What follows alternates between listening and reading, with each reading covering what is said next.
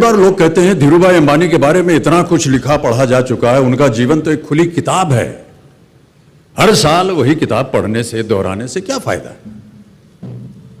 तो जवाब उसका यह है कि गीता को हम बार बार क्यों पढ़ते हैं? क्योंकि हर बार जब हम गीता को पढ़ते हैं तो उसमें हमें एक नई सीख, नई सोच, एक नया उपदेश मिलता है। धीरूभाई का जीवन गीता उपदेश से कम नहीं था। कर्मयोगी थे वो। कहते थे ईश्वर ने हमें दो मार्ग दिए हैं उन तक पहुंचने के लिए, एक भक्ति और ध्यान का और दूसरा कर्म और ज्ञान का। मैं दूसरे मार्ग पर चलने वाला इंसान हूं। कर्म को धर्म मानता हूं और ज्ञान को ही ईश्वर।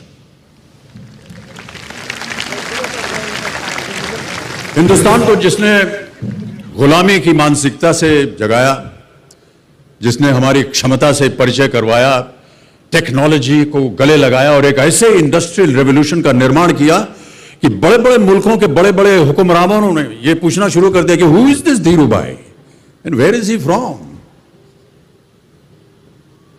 धीरूभाई का मानना था कि लोगों में खुशी के साथ साथ अपनापन बांटने से भरोसा बढ़ता है। शायद इसीलिए जो अभी ईशा और राकेश ने कहा, उन्होंने अपनी कंपनी का नाम दिया रिलायंस।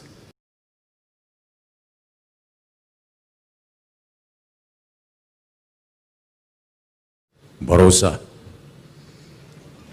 ये पूछे जाने पर कि वो सबसे ज्यादा खुश कब होते थे, तो जवाब मिला जब हिंदुस्तान खुश होता है। अपनी दौलत, अपनी संपत्ति को बांटना, यह उनका व्यक्तित्व था। छोटे से छोटे दफ्तर में पीएन से लेकर के होटल के कर्मचारियों, सड़क पे चलते आम आदमी को उन्होंने रिलायंस के शेयर्स बांटे और उन्हें धन बनाने का अवसर दिया। देवियों सज्जनों, मुझ पर भी एक बार उनकी दया दृष्टि पड़ी। जीवन में एक बार ऐसा दौर आया जब मैं बैंकरप्ट हो गया, दिवालिया हो गया मेरी बनाई हुई कंपनी घाटे में चली गई, करोड़ों का कर्जा चढ़ गया, मेरा व्यक्तिगत बैंक बैलेंस जीरो यानी शून्य हो गया। कमाई के सब जरिए बंद थे और सरकार की तरफ से घर पर कुर्की के छापे लग गए। ये बात धीरूभाई को पता चली। बिना किसी से पूछे या जाने उन्होंने अपने छोटे बेटे और मेरे मित्र अनिल से कहा, इसका बुरा वक्त है, इसे कुछ पैसे दे दो। अनिल ने मुझे आकर ये बताया, देवियों सज्जनों, जितना वो देना चाह रहे थे उससे मेरी सारी दुविधा और परेशानियां खत्म हो जाती। उनकी उदारता पर मैं भावुक हुआ, लेकिन मुझे लगा कि मैं उनकी उदारता को स्वीकार न कर पाऊंगा। ईश्वर की कृपा रही और कुछ संकट के दिनों के बाद समा बदला, काम मिलना शुरू हुआ और धीरे धीरे मैं अपने सारे कर्जे उतार पाया।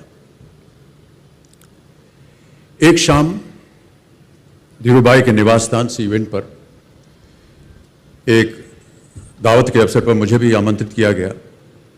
तो ऊपर लॉन में एक तरफ धीरूभाई एक बड़े से मेज पर अपने कुछ मित्रों, बड़े फाइनेंशियल और कॉर्पोरेट वर्ल्ड के दुनिया के दिग्गजों के साथ बैठे हुए बात कर रहे थे। मुझ पर नजर पड़ी तो मुझे बुलाया और कहा, यहां मेरे साथ बैठो। मुझे बड़ा अजीब लगा। मैंने क्षमा मांगी और कहा, मैं उधर अपने मित्रों के साथ बैठा हूं, वहीं ठीक हूं। उन्होंने जिद की और बैठा लिया मुझे। फिर अपनी उस दिग्गजों की महफिल में उन्होंने कहा, यह लड़का गिर गया था लेकिन अपने बल पर फिर खड़ा हो गया है, मैं इसकी इज्जत करता हूं।